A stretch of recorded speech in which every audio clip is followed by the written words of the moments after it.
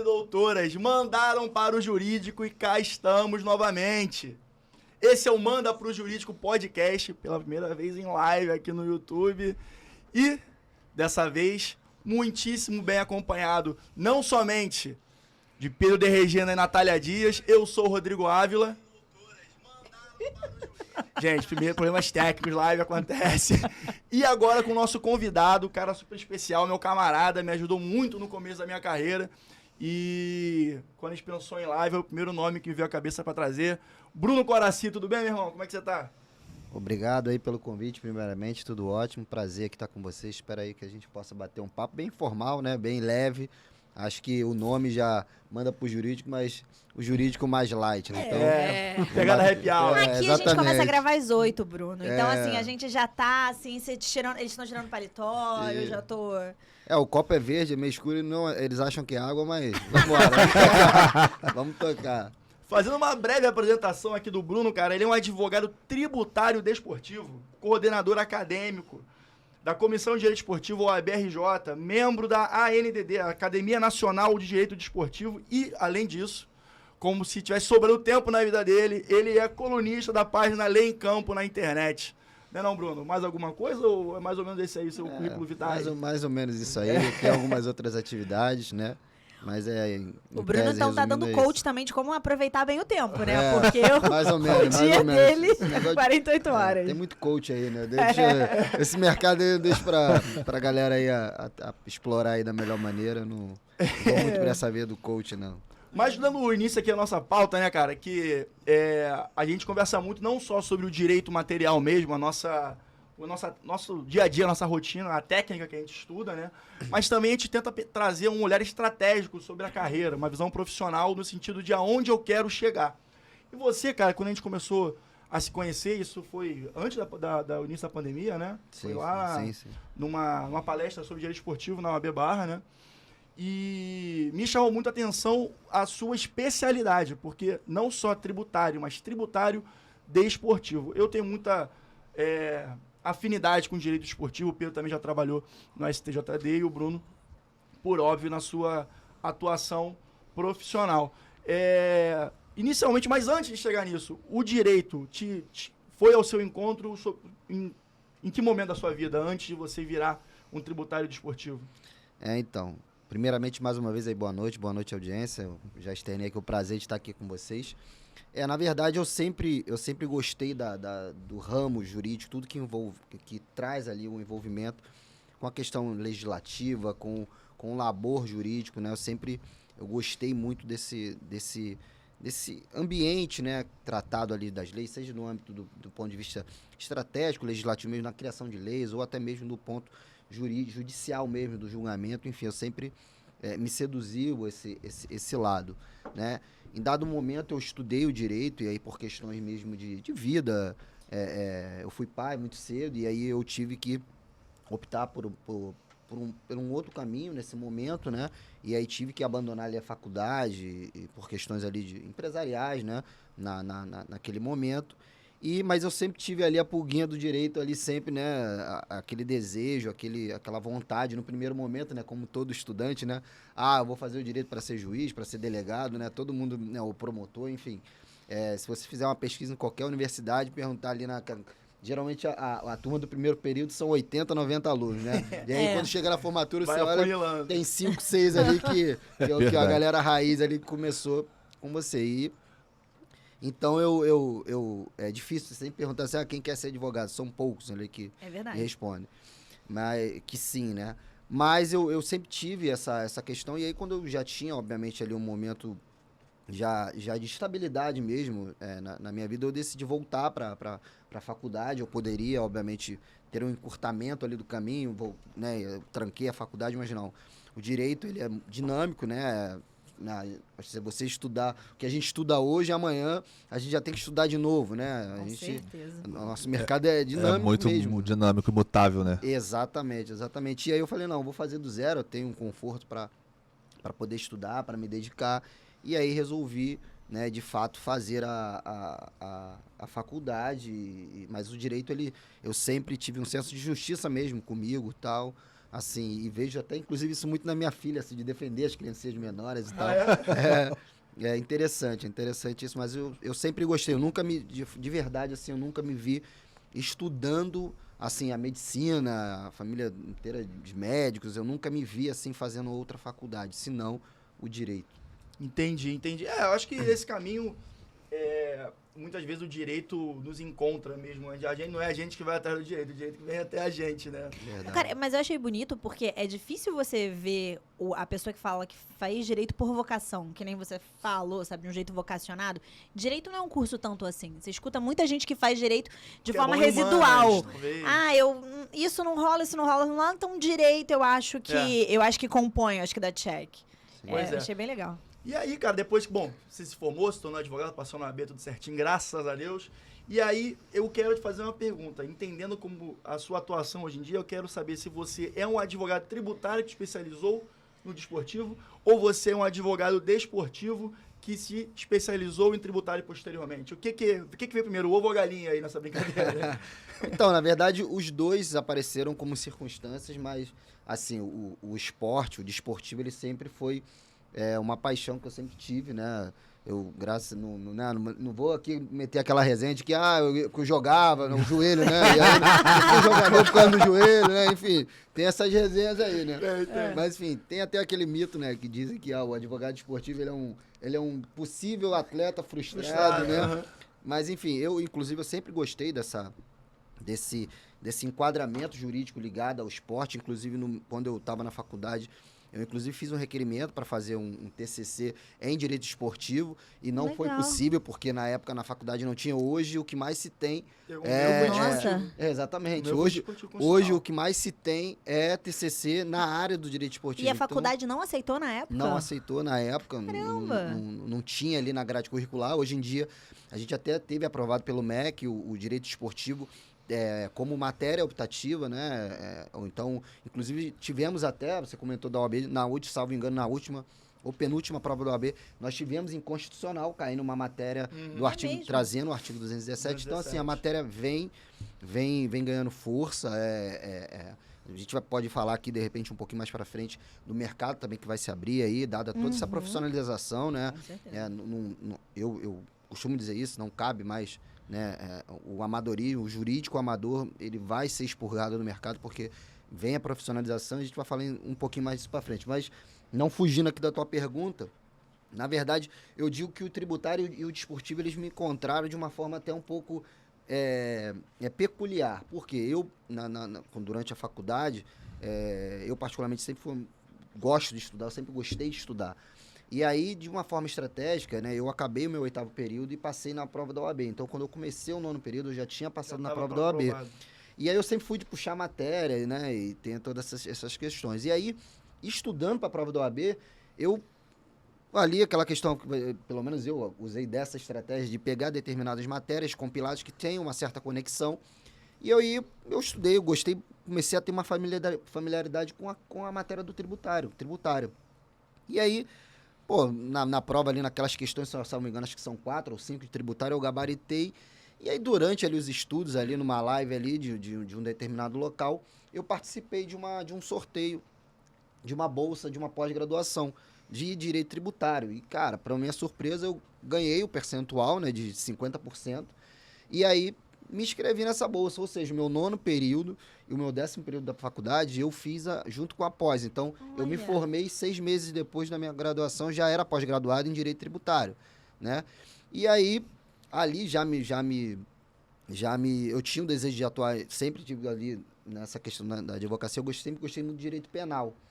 E aí, o meu primeiro caso, olha o que é estranho, o primeiro caso como advogado, ele uniu o ramo que eu gostava, que eu pensava em atuar, que era o direito penal, o direito tributário e um enquadramento dentro do direito esportivo. Olha que loucura. Gente. Por quê? Qual foi o primeiro caso? Obviamente eu não vou contar.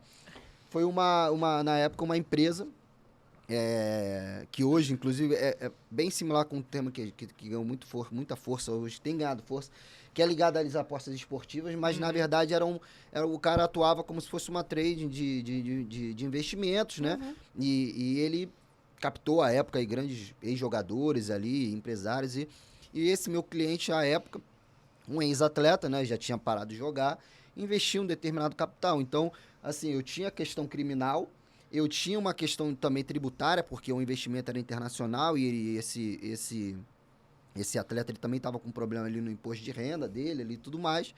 E também, né, na época eu até, depois comecei ali já terminando o 10º período, quando eu comecei, eu pensei até em, cheguei a atuar com direito penal econômico, que é um ramo que eu gosto, inclusive tem muita conexão com o direito esportivo, que foi aí, que é onde tem as atuações fiscais relacionadas ali ao direito de imagem, planejamento tributário, então, e aí foi isso. E aí eu fui e comecei a pesquisar mais, assim, me aprofundar mais no estudo de direito esportivo. E aí eu percebi, né, a primeira coisa que eu fui buscar foi doutrina relacionada ao direito tributário, né, dentro ali do enquadramento no desporto. E eu não achei, para minha surpresa, eu não achei nada, não tinha nenhum livro, para não dizer que não tinha nenhum. Tinha o livro do Felipe Silva, que é um advogado do Rio Grande do Sul, que a tese dele de mestrado foi sobre, salvo engano, foi sobre a tributação dos clubes ali, relacionado, então tinha alguns temas, mas não tinha nada, né. E aí, para minha surpresa, eu fiz uma pós, né? Fiz a matrícula, fiz uma pós de Direito Esportivo. E ali eu tive uma matéria com um professor de Direito Tributário, ali, a enquadração da tributação no Direito Esportivo, que é o doutor Piraci, que à época ele fazia essas questões tributárias lá no Palmeiras. E aí eu me aproximei dele, foi muito receptivo e me indicando, assim, temas, me mandou um livro dele, não especificamente de Direito Tributário. E aí eu comecei a verificar que tinham poucas pessoas falando. Então, assim, o que veio primeiro ali foi um casamento ali, porque de fato, eu me especializei primeiro em direito tributário, né, ali na pós-graduação. E quando eu acabei a pós de tributário, já emendei no direito esportivo, mas já estava ali envolvido também num caso que, em tese, tinha as 3 áreas ali envolvidas.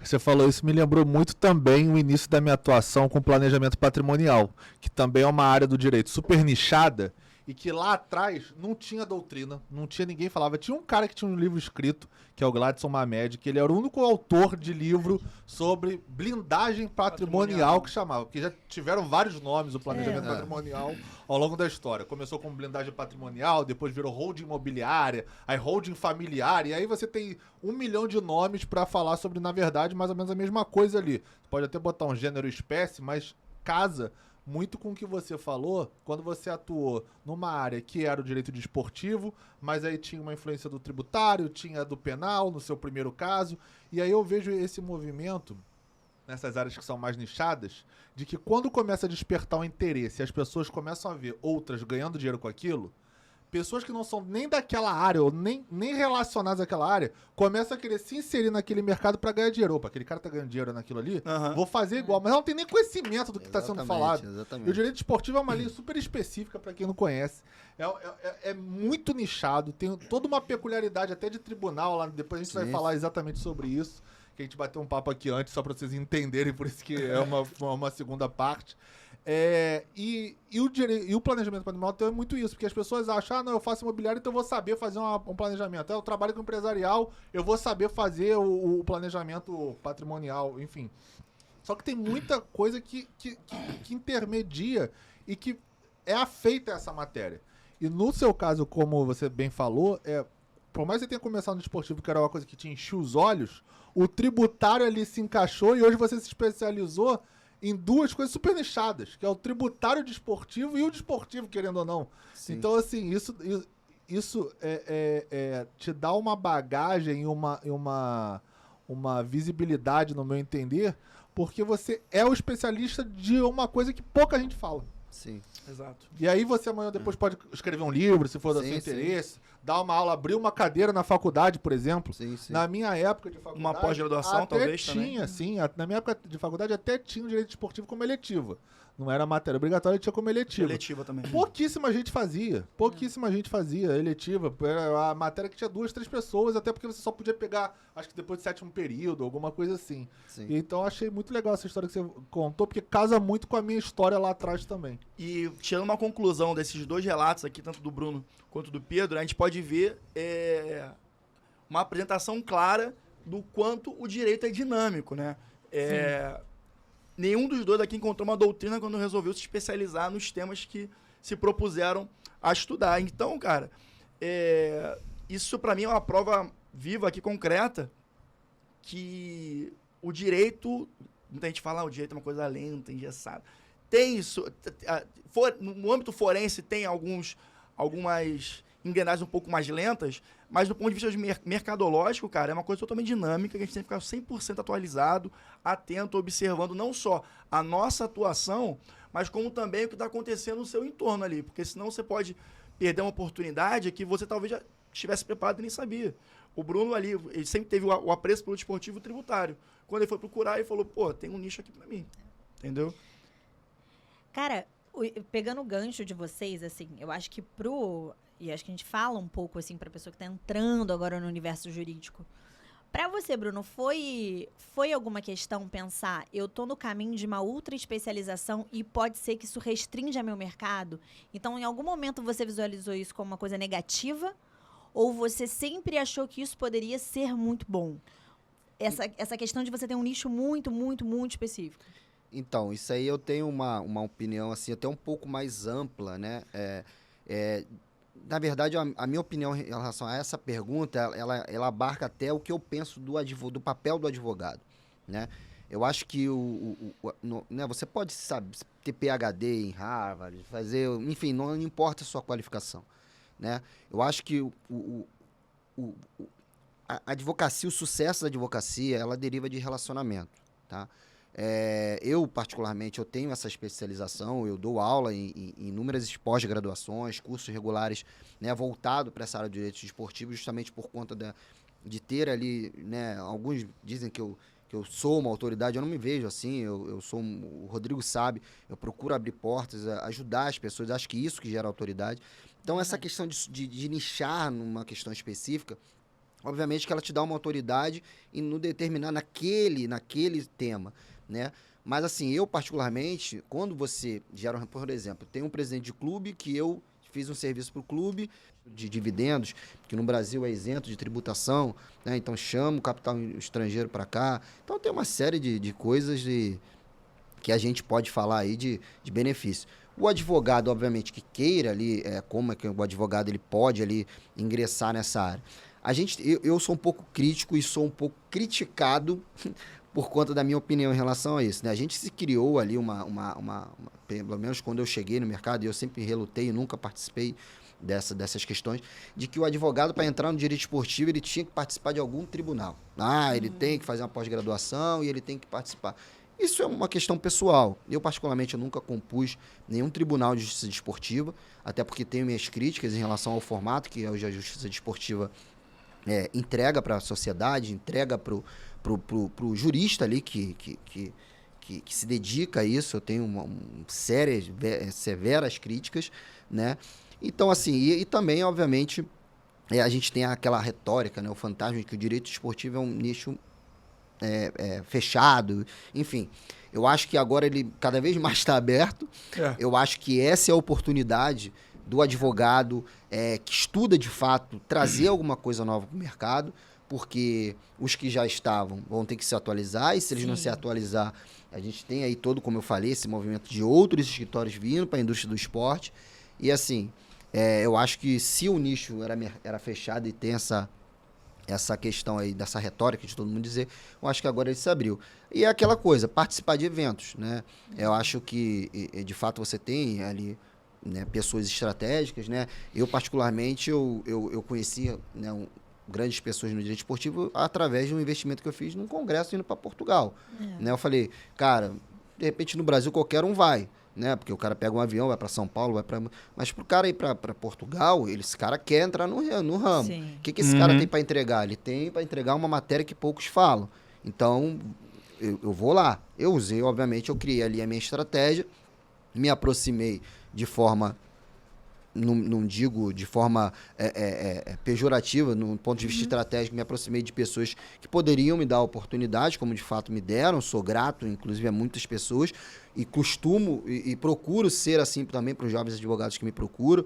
Rodrigo sabe, eu sou uma pessoa que eu sou porta, né? Então, o que eu posso fazer pelo jovem advogado, e sou criticado também por isso, porque eu entrego ouro, eu falo mesmo o que tem que fazer. Eu acho que esse eu acho que isso faz parte da criação da autoridade e do legado que você deixa na outra pessoa, sabe? Se ele me ligar, pô, Bruno, tô com um problema aqui, cara, ó, vai por aqui, eu acho que é assim, né? E ele não vai fazer. Ele vai me chamar para fazer com ele, né? E eu, quando tiver uma questão, eu também vou chamar para fazer comigo. E assim, a troca, né? Eu acho que ninguém sabe tudo no direito. O cara que acha que sabe tudo, esse cara certamente está fadado ali ao fracasso. É por aí mesmo. Acho que o Pedro tá ali querendo falar ali, eu vi no olho dele. Não, porque eu tô vendo que tem muito paralelo da forma que você lida e age com o que eu também faço. Inclusive essa questão de entregar o ouro. O Rodrigo muito bem sabe, quando ele começou a trabalhar comigo, eu dava todos os caminhos da pedra para ele. Então assim, que é o que você falou. Amanhã depois por mais que você dê o caminho das pedras para as pessoas, às vezes ela vai fazer uma parceria com você, ela vai te chamar para trabalhar com ela. Porque ela pode ser boa no empresarial, mas ela é ruim no tributário. Então, pô, o Coraci, Bruno, eu pego a parte empresarial, você toca o tributário, a gente faz uma parceria junto, ganha dinheiro junto. Então, eu também vejo isso muito. E aí, voltando, dando um step back aqui no que você começou falando, sobre a questão da PJ do jogador e o jogador no paralelo, eu vejo muito isso nos Estados Unidos. Nos Estados Unidos isso é muito comum. Os atletas terem uma empresa que gerenciam a carreira dele, eles recebem por ali por questões tributárias serem mais convenientes. O Mayweather, lutador de boxe, faz muito isso. O LeBron tem uma empresa dessa. A maioria dos atletas de alto nível e de grande rendimento, eles têm isso, porque tributariamente, ainda mais nos Estados Unidos, onde cada estado tem uma legislação, tem um estado que incentiva a PJ, o outro dá benefício para PF, então você consegue jogar muito bem nisso. No Brasil a gente é um pouco mais restrito porque a legislação é geral, mas mesmo assim você também verifica benefícios quando você migra. Você tá falando que comunica muito com o que eu também faço. O atleta foi jogar no Canadá e o clube que porventura ele venha jogar, eu, obviamente estou dando aqui a título de exemplo, fica em Quebec. Você tem o tributo do Canadá e tem o tributo da província. Exato. Então, é interessante. E assim, pegando um gancho que é para não puxando muito pro meu lado, a gente tá aqui para falar de bater papo, mas essa questão tributária, você citou os Estados Unidos, né? A gente vê, obviamente, o crescimento da MLS, né? Que é a Liga Americana de Futebol. E a gente teve aí a gente tem aí, no início, não sei se agora o pessoal meio que já acordou para isso, um grande debate, um grande fomento de atletas querendo jogar nos Estados Unidos, atletas querendo tirar green card e tudo mais. A gente sabe, ele trabalha diretamente com questões sucessórias, aí, planejamento sucessório e tal, e a gente sabe, os Estados Unidos, a legislação de sucessão lá é 50%, fica pro tio Sam lá, né? Quando... Então, assim, e aí a gente tem a questão do green card, né? E aí os atletas tirando green card, e aí você, quando tira um green card, você tem algumas questões, né? Que você passa a tributar pelo princípio da universalidade. Ou seja, se você tiver uma caneta na lua, os Estados Unidos quer um pedacinho da ficha tributária. Botou dólar na jogada, ele tá tributando. Então, tem essa falta de conhecimento aí, obviamente, né, tudo isso a gente verifica, né, o atleta vai jogar nos Estados Unidos, vai, será que é vantajoso? Eu já vi gente saindo do Botafogo para jogar num grande clube dos Estados Unidos e tributariamente ele ia ganhar menos lá do que aqui. Tudo bem, o cara já tinha uma certa estabilidade de vida, né, de repente você tem filhos, e aí você, né, no mínimo, no ruim de tudo é um contrato de 5 anos, seu filho ganha o inglês, né, e depender da idade, então tem uma série de fatores, né, o próprio atleta também ganha, né, eu conheço atletas que nem tem muita, que nem foram muito, assim, não tiveram uma carreira, assim, desportivamente de sucesso, mas foram pessoas que investiram no estudo, investiram na imagem e que ao redor do mundo onde foram jogar, ganharam inglês, tem uns que falam até outro idioma, e hoje o cara consegue ter uma atuação que esse é um outro mercado. Pós-carreira. Eu, inclusive, um dos meus, como eu falei, o meu primeiro cliente foi um ex-atleta, né? E ali, na verdade, na época ele me procurou para essa questão aí desse golpe, né, dessa empresa que ele tomou, e ali eu batendo papo, e aí voltando até pegando um gancho do que eu falei, o atleta é uma empresa, ele tinha uma celeuma ali com a ex-esposa, né, de um divórcio que ele teve um pouco litigioso, ele teve ali na época o empresário que cuidou da carreira dele, cometeu alguns erros ali, então ele tinha muito patrimônio, aonde ele não conseguia tirar renda e ele tinha custos, então eu acabei fazendo ali um planejamento, não foi nem sucessório, foi financeiro ali para ele. Exatamente, aqui você tem, sabe, o pouco rendimento que ele ainda teve, porque assim, eu costumo dizer, você imagina, você ganhar 500 mil e amanhã os 500 mil já não entrar mais na sua conta. Essa é a realidade do jogador de futebol. É verdade. A carreira é curta, poucos jogam 10 anos. poucos, são pouquíssimos, a carreira é muito curta. Então hoje você consegue, se você é advogado, pessoal de um atleta, você consegue fazer um planejamento para ele, não só da carreira, mas um pós-carreira, Sim. né? Que é o Você mais ali importante, aconselhando, ó, que para onde você quer ir. O atleta tem que cuidar da imagem dele. E aqui eu não digo para imagem, para fins comerciais. Obviamente que o comercial ele vem ali Vai no plus, a né? reboque, né? Mas né, o cara tem uma postura para amanhã, você imagina determinado atleta, não vou citar o nome, mas ali na resenha a gente falava de um que às vezes joga bola aí como que aquele atleta ele cobra de um cara que vai pra noitada? Você tá se ele entendendo? fazia, Você tá Sim, entendendo? sim, Então, sim. são essas questões, obviamente, né, nada óbvio da pessoa que errou mudar a conduta e ali ela tá numa posição, ela cobrar, né? Obviamente, ele pode muito bem reparar. É justamente para você não fazer o que eu fiz, que eu quero Eu que tô te você não falando, faça. exato. Tem também essa vertente. Que Mas, não perfil ali, mas exatamente, mas será que esse treinador ele vai treinar um grande clube europeu, né? Sim. Nós já tivemos aí esse Assim, movimento. É uma colocação que foge um pouco do nosso assunto, mas você falando me veio à cabeça, assim, como eu falei, esporte, eu não tenho muita relação na minha vida pessoal e nem profissional, na realidade. Eu orbito muito longe disso. Mas vocês falando, assim, sobre esse movimento claro da profissionalização do futebol e acho que essa noção disso que a gente tem falado, né, do sportainment, como isso dá dinheiro. O atleta, ele também tem ficado muito mais profissional, né? Isso que você tá falando. Se você pega, assim, eu moro num bairro que tem um atleta que foi muito famoso. E já faz uns anos. Eu sempre encontro ele num barzinho, assim. E você vê que, eu acho que hoje em dia, se ele tivesse recentemente aposentado, a postura já seria diferente. Eu acho que o atleta vem mudando um pouco, né? Mas eu acho que isso também é uma pressão popular. Eu acho É? que hoje as pessoas cobram mais o atleta do que cobravam antigamente. Pode ser. Da liberdade de expressão, né? Não é porque eu tenho uma liberdade de expressão que eu posso falar o que eu quero. Perfeito. Eu acho que a gente precisaria, de fato... Mas tem que a gente- regulamentar, vamos- né? Trazendo para o esporte, por exemplo. A gente tem aí atualmente uma grande discussão, né? Voltando aqui a falar do Gabigol, de um comentário que ele fez pós o primeiro jogo do Flamengo e o Atlético Mineiro, lá no Mineirão. É. Né? Para alguns isso incita violência, para Qual foi o outros... comentário, gente? Eu É, não ele lembro. Que no vai ser final um ali inferno. que... Que o jogo lá foi muito o jogo lá pegado. foi pegado. Vocês vão sentir jogo o de inferno. cara E a Ah, torcida foi muito Então, assim, fervorosa e ele entendi. falou que na volta eles vão ver o que é o inferno lá no Então, Maracanã. assim, e aí, Entendi. no meu entendimento, isso aqui é uma opinião Tipo, uma minha. incitação ao ódio, é isso? Com relação a isso, eu É. me responsabilizo que é uma opinião mesmo pessoal minha, Sim. né? No meu entendimento, o Gabigol ali no final do jogo nada mais fez do que motivar a torcida dele a ir ao Convocar a estádio. torcida. Esse é um É ponto.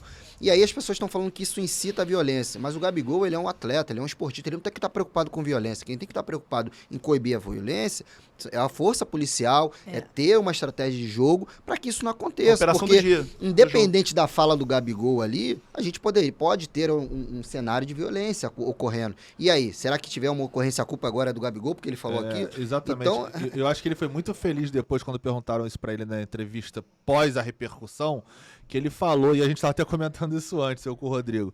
Ele falou, cara, eu acho muito engraçado porque quando o Michael Jordan fala que ele provocava, fazia o trash talk, porra, provocava a torcida adversária, os jogadores adversários, todo mundo aplaude e diz que o Michael Jordan era fantástico. Quando ele faz o mesmo modelo de negócio de provocação, aí o Gabigol é execrado, que ele tem que ser preso, que isso é um absurdo. Aí o Atlético Mineiro entrou com uma ação contra o Flamengo, umas coisas assim que eu acho que pegou uma repercussão que não cabe. Do Romário, mandando a torcida do Vasco levar Às vezes lenço. a própria torcida. Sabe? Às Né? vezes a própria torcida ele mandava calar a boca. Né, obviamente, os gestos obscenos, isso aí não cabe, nunca coube, né? Nunca de coube. fato. Mas assim, a fala provocativa, obviamente, a gente, até por conta do momento que a gente vem delicado, porque todo mundo acha que é mundo dono de se todo mundo, ofende. a gente também tem as questões, às vezes, que no meu entendimento, para determinadas questões, elas são um pouco colocadas, um Sensíveis, viés né? sensíveis e as pessoas colocam uma carga até para se promover, e muitas Também das acho. vezes em questões raciais, homofóbicas, enfim. Eu vejo, às vezes, pessoas querendo pegar carona e, às vezes, até execrando determinadas, já vi carreiras acabar por conta sabe, das pessoas ali ver aquilo ali e colocar o cara ali mesmo e chicotear o cara, porque pra ele quer aparecer, ele não quer saber. Aquele cara tem uma família, tem filhos, tem E eu acho mulher. covarde essa atitude. A gente precisa ter essa questão, né? Na verdade, que ele comentou da menina. Beleza, a pessoa tem o direito de falar o que ela quer, mas ela tem também ter a ciência de que ela vai ser responsabilizada. Exatamente. Porque a partir do momento, sei lá, aqui eu tô falando de mim, então eu posso falar. O Rodrigo é um amigo e tudo mais.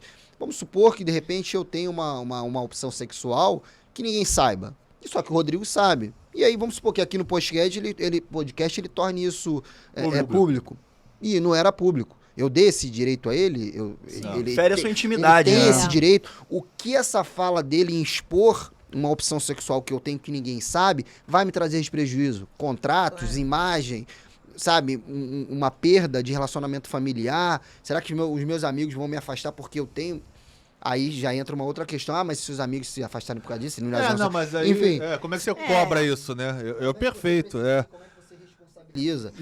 Toda uma multa... O que vai trazer de volta o status quo? Então, assim... É verdade. Em cima disso tem um caso que é muito interessante, que a gente tratou aqui sobre o Twitter da compra do Elon Musk, que uma das coisas que ele ia fazer era, inclusive, você ser obrigado a ter você com a conta verificada. Porque hoje no Instagram, principalmente Instagram, que eu vejo muito, você às vezes nem sabe quem é a pessoa. Ela bota um nome falso, uma foto aleatória, e você não sabe nem que tá te criticando ali, né? Às vezes ela bota uma foto que nem é dela. Às vezes ela usa a foto de outra pessoa que também tem um direito de imagem envolvido. E aí ela te critica e fica por isso mesmo, porque você não tem regulação. E aí as pessoas, pela necessidade de ter seguidores, Isso.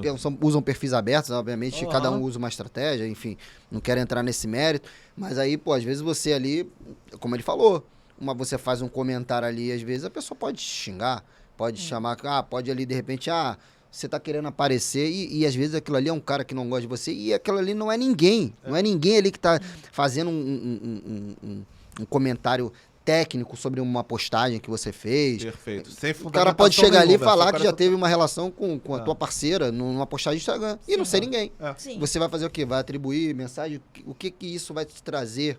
Né? Perfeito. Falar que de repente uma filha que você Exatamente. tem, não é sua, aí, o pai dá...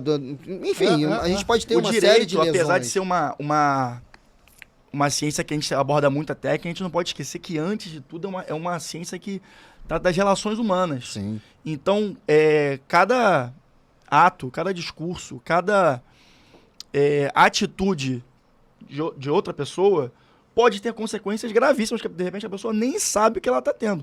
Mas se uma vez a pessoa se sentir lesada contra essa ação, ela pode ter o ânimo de entrar na justiça contra você. E aí? Entendeu? Eu acho que é muito importante as pessoas terem uma noção, principalmente quando estão no ambiente digital, que hoje em dia a gente pode considerar uma praça pública, né? Que todo mundo tem acesso ao que você fala, caso a sua conta seja aberta, dos riscos que você tem a partir do momento que você emite uma opinião, a partir do momento que você conversa com alguém e a partir do momento que você se expõe de maneira totalmente aberta. É muito perigoso. Então, o mais importante é ter uma noção de responsabilidade e educação digital que o brasileiro ainda não tem. Isso só vai aprender, na minha opinião, na base do empirismo mesmo, na porrada mesmo, vendo, se Deus quiser, as pessoas vão ver os casos que vão dar errado aí, vão tomar como lição, ou vai acontecer com elas e aí elas aprendem também. Mas Né? aí falando, gente, vocês estão falando de medida coercitiva, eventualmente, que funciona, que não funciona, e o Bruno começou falando isso porque o Gabigol, eventualmente, pode ter tido uma fala incitatória ou não incitatória. O ponto como é que você acha, o que você acha da atuação dos tribunais esportivos em relação à violência nos estádios?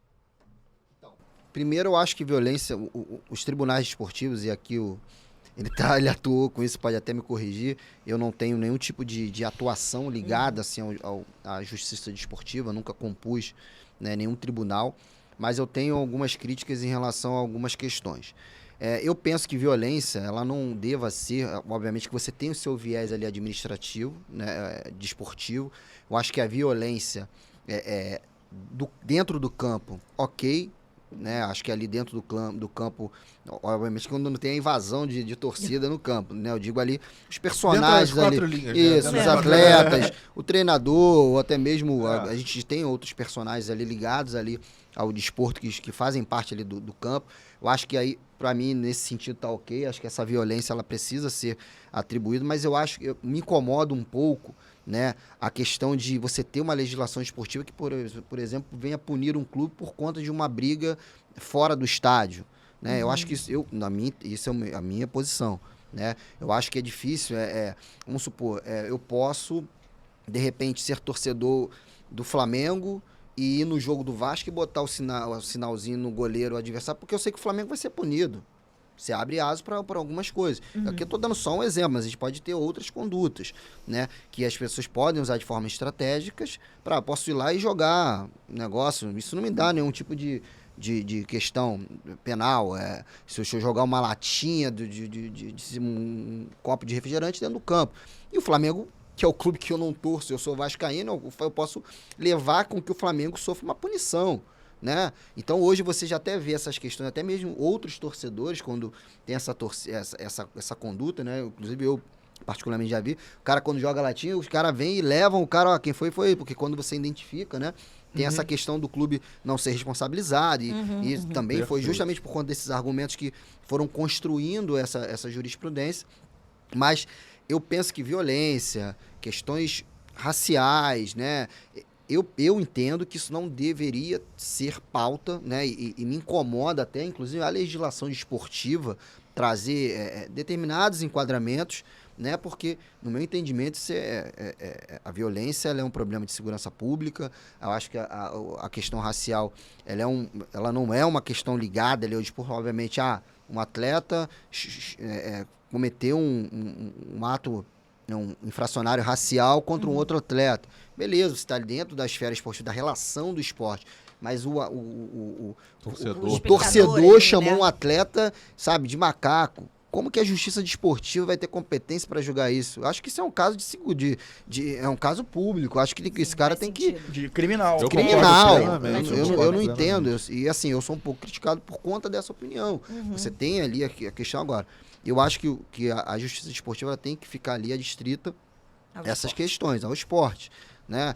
Eu já vi, tem gente que defende que a relação de consumo do torcedor com o clube tem que levar em determinadas situações para a justiça desportiva. Eu já li doutrinador falando um absurdo desse. Eu acho que, cara, a relação de consumo... Como se não existisse o CDC, sabe? Né? Como se não existisse. Então, assim, e aí é o que eu tô te falando, o direito, a relação esportiva, ela abarca outras ciências, ela abarca outros diplomas, que você tem total estrutura, né, judicante para você atuar. Agora, a gente também tem a corrente que diz que, vamos supor, a gente tem uma questão infracionária no quarta-feira, né? Domingo tem jogo, sábado tem jogo. Então a gente tem a justiça desportiva ela também tem esse viés da celeridade, de dar uma resposta tem que ser dinâmica, desportiva. Então, é por isso que eu falo, né? As questões administrativas, beleza, mas eu acho que para você atribuir, né, fazer uma análise, verificar se de fato um torcedor, eu acho que isso em nada traz um prejuízo para a relação desportiva ali daqueles clubes, né? Se algum torcedor chamou um atleta de macaco, você tem que analisar, né? Ter mecanismos penais para poder punir, obviamente. Eu acho que seria mais interessante você ter uma questão, uma legislação trazendo a obrigatoriedade de reconhecimento facial. Aí sim, eu acho que você pode punir os clubes, porque o clube não adentro. Bruno, mas nem todo clube tem o poderio financeiro para colocar um reconhecimento facial. Então vamos fazer uma política pública onde o governo possa subsidiar e esses clubes possam ter, de repente, isenção tributária na aquisição desse material, como a gente teve isenções aí em outros ramos, em outras indústrias, né? A gente teve a pandemia acontecendo, nós tivemos ali, né, uma incidência tributária menor em determinadas compras de determinados materiais. Então são questões efetivas, né? De você saber que a gente teve os casos dos hooligans, né? Tem ingleses que não podem comparecer a determinados jogos. Acabou a violência nos estádios, né? Na Inglaterra, você vê que os hooligans ele não atuam dentro do solo inglês, mas você joga, de repente, o Liverpool, como jogou agora, você vê o que a torcida, né, dos hooligans fazem em outras nacionalidades, né? A gente tem a questão europeia ali muito rápida, né? A gente pega aqui um trem aqui na Barra, vai pro centro, ele sai a mesma distância que vai da França para Portugal. É verdade. Então a gente tem também essas questões continentais, que também abarca. Mas em relação à justiça esportiva, eu tenho a minha crítica, uma das minhas críticas é essa, em relação a a matéria que eles que é ali atinente à competência da justiça desportiva. E a minha outra crítica também é por ser uma atividade não remunerada, né? Eu penso que o julgador desportivo, ele tem a mesma responsabilidade e, no meu entendimento, eu acho que até uma dedicação maior do que a gente tem no Judiciário Internacional para julgar determinadas questões. Como eu falei, né? Vamos supor que ele é um auditor da justiça desportiva e ele tenha que julgar um caso relacionado a um jogo de quarta-feira. Aquele atleta que cometeu aquele ilícito administrativo, vamos dizer assim, você precisa dar uma resposta, né? E a depender do julgamento dele, né?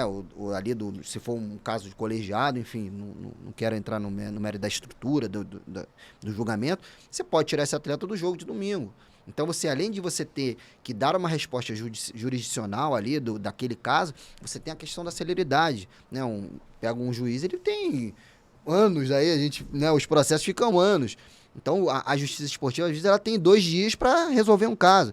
E esse cara se dedica, esse cara atua, esse cara não é remunerado, né? Então, assim, obviamente, para ter uma remuneração, eu entendo que a gente também teria que investir na questão de qualificação e no processo de ingresso do profissional na justiça esportiva, né? Não é só pagar quem lá está, né? A gente também tem a questão aí das críticas de também ter pessoas que são colocadas ali somente para compor, né? Às vezes nem tem a qualificação específica para isso, mas as minhas críticas em relação à justiça esportiva é a matéria, que às vezes entendo que são matérias de ordem pública, que não precisariam ser tratadas na justiça esportiva, e também a questão desses profissionais não serem remunerados, né? A gente está...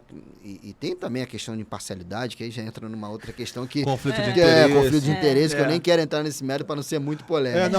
Mas aí é o que eu concordo com você. Eu acho que deveria profissionalizar. Não que as pessoas que estejam no STJD, no TJD, não sejam profissionais. Sim. Elas se dedicam àquilo ali quase que exclusivamente, Exatamente. apesar de, como você disse, não receberem nada por aquilo. Mas eu acho que devia profissionalizar no sentido que devia traçar um paralelo ao judiciário normal. Sim. Então, você presta um concurso, você não vai ser indicado. Eu acho que isso, agregado à remuneração, profissionalizaria, e aí você fica um pouco mais distante. Não é impossível dissociar, nunca é, mas você fica um pouco mais distante, por exemplo, da parcialidade. Sim. Porque isso acontece. Sim. A parcialidade, o conflito de interesse. A gente sabe de profissionais que estavam dentro do tribunal, tinham empresas paralelas e ganhavam dinheiro de associações. Isso é a fato público, não sei o que eu estou falando, todo mundo sabe que mínima pesquisa no Google você acha o nome dessas pessoas. O cara trabalhava para uma associação, para uma federação e estava julgando aquela federação. Então, assim, é um baita conflito de interesse que você não tem na justiça, no tribunal desportivo, você não consegue filtrar, porque o cara não ganha, o cara não tem um concurso, ele não tem meio que vamos dizer assim, uma legislação que fale como aquilo ali vai ser regulado dentro do tribunal. Você tem as leis para os casos que ele vai julgar, mas você não tem um regimento interno, assim, uma coisa muito forte que faça as diretrizes dele ali de como ele vai ser selecionado, como ele vai sair, como ele vai ser promovido eventualmente. Não, e você tem toda a responsabilidade, né? E a responsabilidade não só do absurda. julgador, mas de quem atua na justiça desportiva também, claro. como advogado. Que, como eu falei, você pode ali... É aquela coisa, e tudo no futebol, eu costumo dizer... ela tem uma exposição maior, né?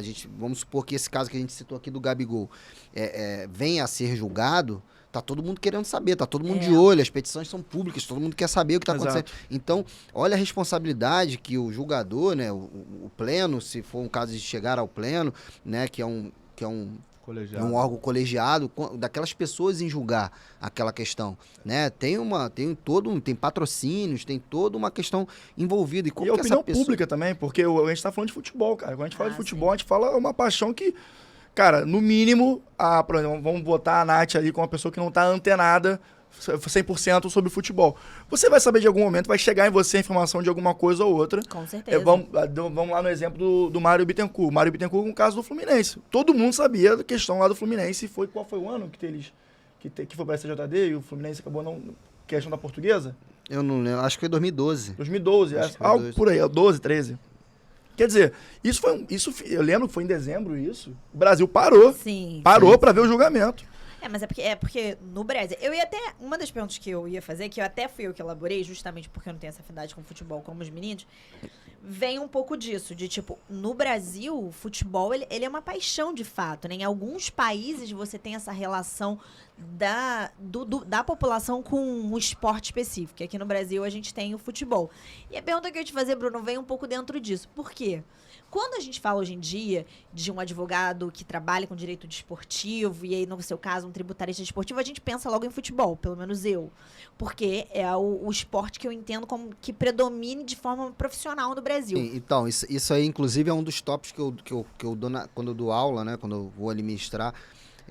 Eu falo, obviamente, das oportunidades tributárias que você tem na Tiradentes ao Esporte, e isso é uma coisa que eu falo, e obviamente aqui no Contraídos a gente pode falar de uma forma mais macro, né?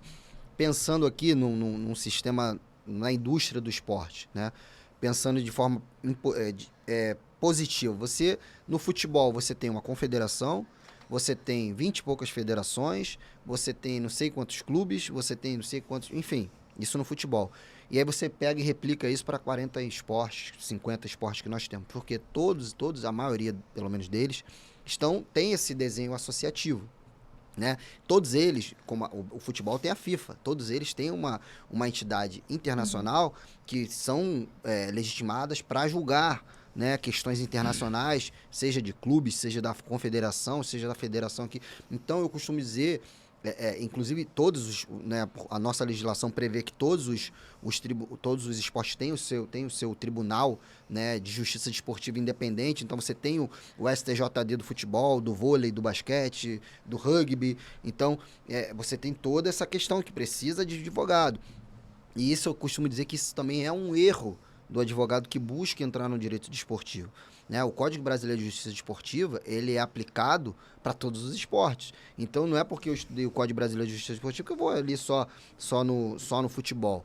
Né? Eu, particularmente, nunca atuei com justiça desportiva, então eu nunca fui por esse lado. Mas você tem ali, de forma estratégica, né? Eu, particularmente, como consegui entrar pelo caminho que eu busquei ali, e graças a Deus.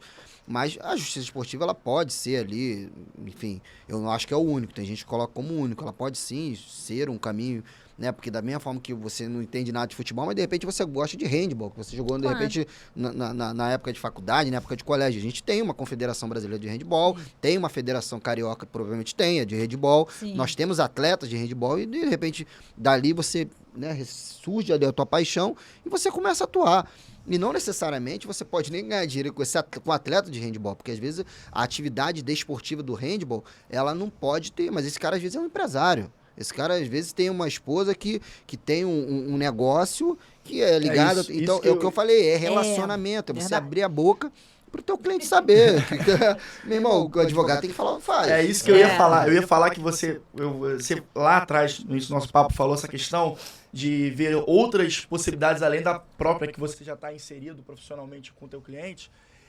Eu acho que isso aí é uma questão de sensibilidade que muitas vezes pode ser intuitiva, mas também eu acho que pode ser treinada. Esse olhar de enxergar outras oportunidades dentro do próprio cliente. Por exemplo, o Bruno tem a especialidade dele em desportivo tributário, lida com atletas, etc. Mas, por exemplo, pode ter uma situação imobiliária, uma questão de locação, uma questão patrimonial, sucessória, lá sei. Isso tudo aí a gente só consegue desenvolver, como o Bruno disse, abrindo a boca, se mostrando, vendo e sendo visto. Se relacionando.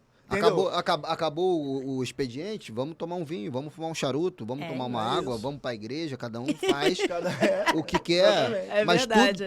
Né, eu tenho uma parceira de negócios que a gente se conheceu ali na igreja, ali, ela é advogada e ela me indica clientes, né, nessa área do direito esportivo.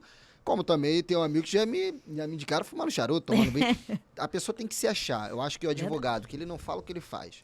Né? A gente tem as redes sociais que alguns aproveitam, né? Alguns até falam que eu ali dei uma sorte, porque eu até, enquanto presidente da Comissão de Direito Esportivo da OAB Barra, uns falam que eu fui pioneiro, outros não, enfim. Não foi sorte não, Bruno. Trabalhou pra caramba, naquela época a gente se conheceu. Isso, eu comecei ali a fazer lives da gente, porque assim, eu via o mercado do direito esportivo ainda muito cru em relação à publicidade.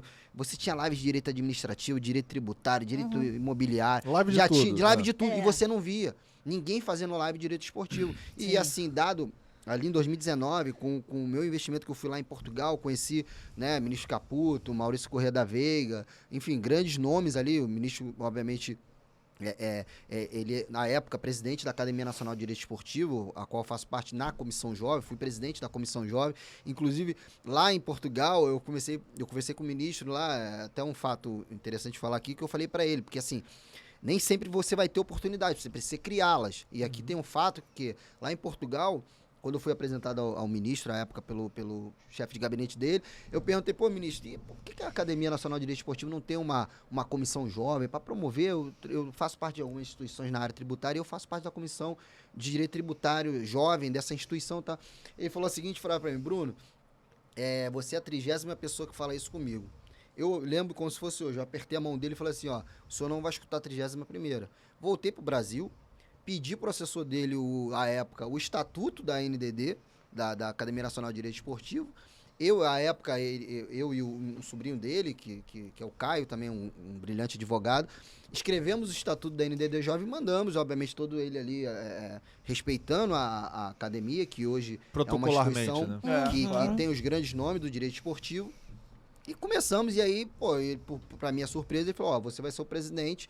Daí fui o primeiro presidente da Comissão Jovem, da Academia Nacional de Direito Esportivo, né? Na minha ideia, eu tive sempre ali a questão democrática, tinha a possibilidade de continuar, mas não, eu acho que numa instituição você precisa ver a oportunidade, né? E meus pares ali, eu sempre coloquei isso. Hoje nós temos um outro presidente que vem agora, daqui a pouco, acabar o mandato, espero que ele pode seguir como presidente, eu posso voltar, eu posso colocar outro, não importa, mas eu acho que você tem que ver reciclar, né? Você participar de uma instituição onde você de fato veja que você pode crescer, isso em tudo, porque uma instituição acadêmica, enfim, e uma série de situações. Então, eu criei a minha oportunidade. Então, a partir do momento que eu comecei a fazer live, convidar, me aproximar dos grandes nomes, porque aquilo ali tudo parecia novo para eles. Pô, mas esse cara me chama para fazer live, sabe? E aí não teve, e aí depois os próprios profissionais começaram a fazer suas próprias lives, e aquilo, obviamente, quem veio na frente, né? Eu costumo dizer que, na época, o perfil do Instagram da comissão da OAB Barra, que é uma subseção, a gente tem a seccional aqui no Rio de Janeiro, nosso perfil era o maior em seguidores do direito esportivo no Brasil, não tinha nenhum perfil de direito esportivo que tivesse mais seguidores do que o nosso. Mas por quê? Porque a gente foi ali, fomos trabalhando, e eu vi aquilo Constância. ali. E acabou que eu tive um alcance nacional. Tem gente, do Ceará, eu já fiz negócio no Ceará. Por quê? Aí é uma questão daquela coisa. É você criar as suas estratégias, né? E, obviamente, você criar a tua oportunidade. Exato. Né? Quem é o cara do direito esportivo no Maranhão? Vou chamar esse cara para fazer uma live. Porque esse cara vai divulgar que vai fazer uma live comigo no Maranhão e automaticamente eu vou abrir um mercado tributário. Porque quando vê, Bruno, o cara faz tributário aqui no Maranhão. Será que um clube do Maranhão não vai querer me contratar? Não sei. Roraima. Então, Sim. é uma questão de você verificar ali e você criar o seu mercado, criar as suas oportunidades. Exatamente. E através disso, né, que como a gente começou lá atrás falando, que é um nicho muito específico da sua atuação, mas por ser um nicho muito específico, tem que explorar lugares que ainda esse nicho não foi criado. E claro, é um trabalho de, você vai abrir muito caminho ali, um pouco com uma insistência, né? Mas uma vez criado, cara, você tem um mar de possibilidades, você tem um oceano azul maravilhoso para você explorar, independente do local, porque a demanda sempre vai existir. Cara, eu adorei, assim, real, porque você sintetizou uma coisa que a gente, em episódios espaçados, falou. Investe em você, a gente já falou sobre isso. Tipo, você na viagem para Lisboa. Pegou uma grana, não é barato viajar, pagar em euro, todo mundo sabe. Investiu em você, foi lá.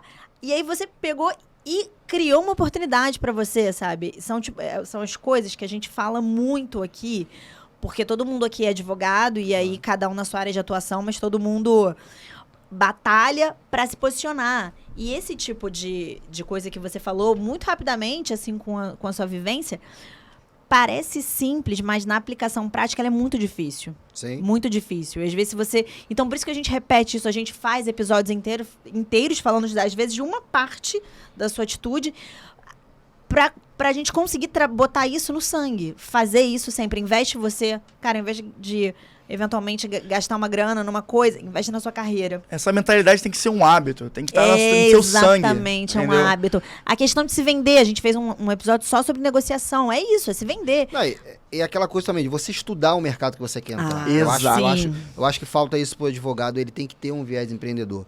Eu vou te dar um exemplo que eu já venho falando sobre isso. Eu, particularmente, eu tenho muito conhecimento na área do direito administrativo. Conheço a matéria. E é um ramo que você não tem advogado. Você tem questões extremamente ricas de atuação do TCU. Você já viu alguém no direito esportivo falar sobre as implicações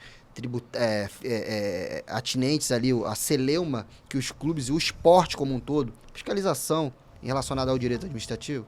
Já viu alguém falar em processo licitatório, privado, dentro dos clubes, compliance administrativo? Não tem.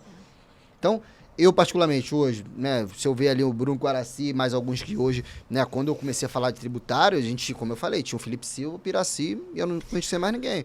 Hoje você já vê, até jovens advogados me procuram, eu ajudo e tal, querendo já, hoje tinha também na época alguns que já militavam ali, né, o direito esportivo não apareceu quando eu comecei, já tinham, mas as pessoas não falavam, nós já tínhamos grandes profissionais ali, mas não tinha essa notoriedade. Então, quando você começa a falar, você fomenta a matéria e outras pessoas vêm atrás, você já está ali. Então, automaticamente, a pessoa falando do que você já está falando, ela está te engajando também. Sim. A reboque. Porque você está ali falando e algo que ninguém falava. E aí Exato. você viu o movimento de grandes, cara, tem que começar a falar também, porque se deixar esse cara falar sozinho aí, né? E não é uma questão de saber, né? Tem profissionais hoje que atuam nessa parte tributária, que você pega ali o currículo e tudo mais, o cara tem mestrado, não sei aonde, de repente o cara sabe mais o direito do que eu, mas será que ele se vende? Sim. Será que ele sabe de fato? Né? Eu particularmente, Na prática, né? vou te dar um exemplo. Tem a iniciativa que você teve, por exemplo. Não, e assim, eu costumo dizer, eu falo isso muito para um grande amigo meu, o André Gaudiano, que ele é diretor jurídico do Flamengo, eu falo muito isso para ele. Ele fala uma coisa muito interessante, ele falou, Bruno, você é um cara que você não se lançou no direito esportivo de cabeça, assim, de forma irresponsável. Você estudou o nicho. Ou seja, você tinha o teu conhecimento tributário, mas você se qualificou sabendo quais são as nuances. Eu já vi planejamentos tributários que, cara, se você fizer aquilo ali, você vai infringir. Lei Pelé, o cara querendo que o atleta recebesse os direitos econômicos através de uma sociedade empresária. Inclusive, eu até, como de forma acadêmica, eu concordo com o cara, mas você tem a legislação FIFA, que entende que os direitos econômicos são tidos como uma verba trabalhista. Mais para frente, tributários, aqui no Brasil, ele não tem esse enquadramento, porque não tem habitualidade, é uma verba extraordinária. Então, tem todas essas questões. Se o cara não conhece a legislação FIFA, ele vai fazer um planejamento tributário para o cara equivocado. E aí, então, você precisa conhecer como que é as nuances, os regulamentos administrativos para você atuar. E às vezes eu vejo por isso que eu vou dar uma aula na pós-graduação de Direito Esportivo sobre a tributação esportiva e vai aumentar. A legislação da SAP, para você ter uma ideia, a gente ainda não teve a regulamentação da Receita Federal. Né? A gente tem uma série de situações. A única coisa que a gente teve aí, e depois de praticamente 8 meses, é o código para recolhimento da DARF, né? O código da DARF para recolhimento da alíquota única. Isso aí teve. Ainda veio com multando os clubes, como se os clubes fossem culpados de não terem recolhido os tributos. Então, como que o tributarista faz? Ali, de repente, você tem uma incidência do tributarista normal. Denúncia espontânea para fugir da multa e vamos que vamos. O cara que entrou com o MS antes para não... Beleza, enquadramento tributário. E aí você tem ali, começa a ver a lei. Os clubes, quando fazem a SAF, no modelo de decisão, tem que repassar 20%. Esses 20%, no meu entendimento, é uma receita vinculada. Ou seja, ela não gera riqueza para a SAF. Como que você tributa isso para fim de imposto de renda? Será que a Receita vai tributar? Ela ainda não regulamentou. Então, tem uma série de fatores aqui. Eu falei só um exemplo. A alíquota única... tem a partir do 6º ano, na alíquota única da SAF, que é de 5 nos primeiros 5 anos, depois passa para 4 a partir do 6º ano, dentro da sua alíquota única a gente tem incidência de PIS e COFINS. E a partir do 6º ano passa a incidir a tributação na venda dos atletas. Os atletas são lançados no balanço dos clubes como ativo. Ou seja, nós temos legislação que veda a incidência de PIS e COFINS sobre ativos. E aí, como que a gente vai resolver isso? Então, são questões sensíveis que a gente precisa debater. E a Receita, que tem que regulamentar, não regulamentou. Então, assim... Deixa eu ficar aqui, senão eu vou... É um entusiasta. Você falou da SAF, cara. Fala um pouco da SAF. O que você acha da SAF, assim? Porque o momento tá efervescente pro direito desportivo por causa da SAF, né? Você também, só vê a se eu SAF falar sobre isso. É o grande tema, de fato, é o que trouxe, na verdade, vai trazer aí a reboque a grande revolução, a grande profissionalização do esporte. Costumo dizer, alguns criticam, mas o clube ele pode ser profissional sem se tornar SAF. Pode sim. Ele só não vai ter as possibilidades de investimento e uma série de outras vertentes que a SAF traz. Isso aí não tenho dúvida. Né? A forma de financiamentos, a possibilidade de você distribuir o lucro, né? A associação civil ela não pode distribuir lucro, senão ela perde a isenção. Né? Então, assim, quando a gente fala de investidor profissional, o cara bota 1 para receber 5. Né? Então, assim, obviamente que você vai ter uma série de possibilidades ali para poder constituir a sua SAF. Mas eu penso que não o caminho sem volta, né? Uns vão relutar, mas, de fato, eu acredito que até o mercado de publicidade, um investidor mesmo, podemos dizer, você vê aquele movimento lá empresarial que teve no Japão, aí começam os críticos a falar, mas os clubes lá quebraram, a China e tudo mais. A Samsung tem clube, a Itachi tem, enfim, a Toshiba tem clube. Por quê? Porque o cara pode ser dono, se ele vai patrocinar, se ele pode ser dono, se ele pode ter práticas transparentes. E aí o que acontece? Isso é uma grande questão. A gente tem na lei da SAF a aplicação subsidiária da Lei 6.404, que regula as SAs, que é um mercado extremamente sólido, extremamente experimentado. Tem seus problemas, o mercado de capitais tem, como outro qualquer. Mas muita coisa que a gente vai precisar regular na SAF, ali no dia das SAF, a gente vai ter que recorrer, a uma legislação e a um mecanismo extremamente sólido de mercado. Né? As questões das debêntures, né? Sim. Enfim, tem então, você assim, já tem todo um arcabouço pronto ali, exatamente, né, pra você utilizar. Exatamente. Então, obviamente, tem as críticas, diz que é calote e tudo mais. Pessoas que não conseguem interpretar a lei de uma forma clara, né? A SAF ela não vem com o intuito de dar calote, ela tem a questão da aplicação subsidiária em relação aos débitos, só que é atemporal, porque qual é a forma... O que a gente sempre teve? Os clubes, dentro, obviamente não todos, mas dentro da sua grande maioria, uma gestão irresponsável, gerando passivos, seja ele tributário, trabalhista, civil, e vira e mexe, vinha o governo e dava um incentivo para a quitação disso e mantinha o status quo. Né? O Rodrigo, que quer ganhar título para deixar o nome dele no legado no clube, deixou um pepino pro Bruno, o Bruno, que também quer deixar título, deixou 3 pepinos para ele, e ele vai deixar para você, e assim, sucessivamente, vai caminhar até tornar aquele clube inviável do ponto de vista de gestão, de credibilidade, e uma série de coisas. Então, a SAF, ela traz real de governança, você pode ter uma governança dentro de uma associação? Pode, alguns clubes têm. Uma gestão profissional? Pode, os clubes têm. Mas a SAF, ela traz uma responsabilização muito maior, ela traz a questão da responsabilidade subsidiária há um tempo, porque o que fez surgir a lei da SAF?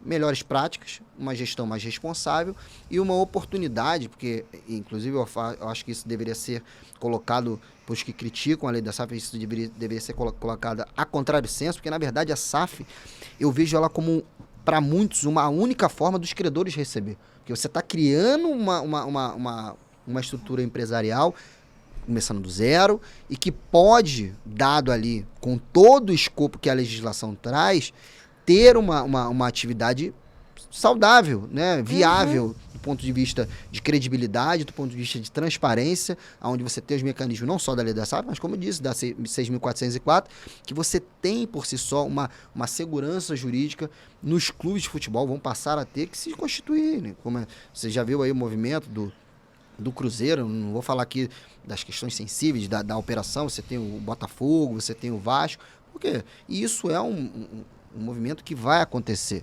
Não tem jeito. Ninguém vai querer colocar o dinheiro. Acabou, eu costumo dizer isso nas aulas, né? A gente, não vou falar aqui o nome do dirigente, porque ele não está nem mais entre nós, mas por respeito. Mas não cabe mais a retórica, o dinheiro é seu, você bota no meu clube. O dinheiro é seu a partir do momento que está no seu bolso. A partir do momento que você bota no clube, ele é meu, eu faço com ele o que eu quero. Isso não cabe mais, sabe? Isso não cabe mais. A gente falou de imagem. As grandes empresas não querem atrelar a imagem da sua marca. Né? E outras, todo mundo quer um negócio rentável, exatamente, né? Até quem tá ali dentro. Hoje em dia e não com é uma rentável. certa segurança também, né? Porque a partir do momento que você não tem uma profissionalização, uma estruturação societária como a SAF traz, Sabe-se lá se amanhã depois mudar o diretor ou o presidente, ele vai Exatamente. fazer o que com o seu patrocínio, com o dinheiro do seu patrocínio. Exatamente. Galera, então vocês já sabem, né? É muita questão, é muita pauta, muito tema. Cada tema Atualizem-se, porque o direito é muito dinâmico, como a gente pôde ver aqui. Queria agradecer também ao Bruno pela você. presença. Acho que foi muito esclarecedora. Foi muito legal a pauta que a gente trouxe aqui com ele. Então, muito obrigado pelo tempo, por ter aqui participado do nosso programa. E, galera, já sabe, né? Qualquer dúvida, manda pro Jurídico. Um abraço.